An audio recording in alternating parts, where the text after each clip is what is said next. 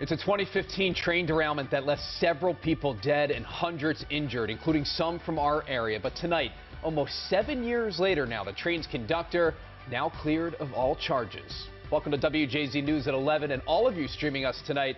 I'm Rick Ritter. And I'm Denise Koch. Well, not guilty. That is what a jury found Brandon Bastian.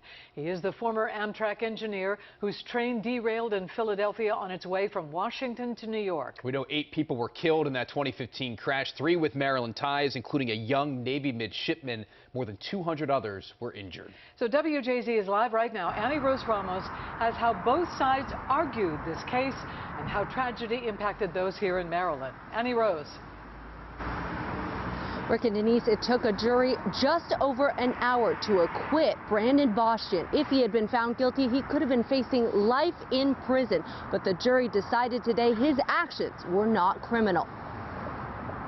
Tears of joy and relief after Brandon Bastian was found not guilty. The former Amtrak engineer cleared of all charges stemming from a 2015 derailment that killed 8 people, 3 of them with ties to Maryland, and injured hundreds more. Now he gets a chance to take a deep breath and figure out what to do next. Surveillance video captured the moment the train derailed in Philadelphia the night of May 12, 2015, crashing as it rounded a curve, going more than twice the speed limit. Started tipping over, and it felt to me like it was like an airplane lifting off. Bastian claims he didn't remember any of it, but investigators say that's normal after a traumatic event. This is not at all unusual for human behavior to have the mind blank out things like that. During the week-long trial, prosecutors argued Bastian should be found guilty because he was going 106 miles per hour around a sharp curve when his train flew off the tracks. But one former co-worker says he was always careful and exact. He was very thorough.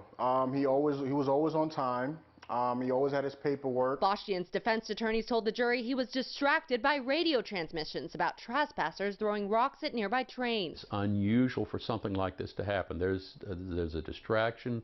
There's something that happened, and the only person that knows what happened is that engineer. After the accident in 2016, Amtrak admitted fault and paid out $265 million to victims and their families.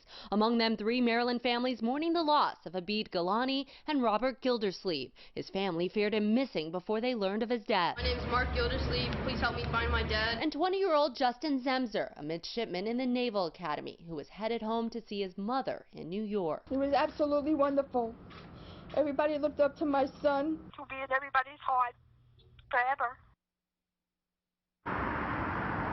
Denise, in response to the jury's decision today, the Pennsylvania's Attorney General's office said our goal was to seek justice for each and every victim. Ultimately, the jury did not find Bastian's actions to be criminal, and we respect the jury's verdict. Reporting live, I'm Annie Rose Ramos for WJZ.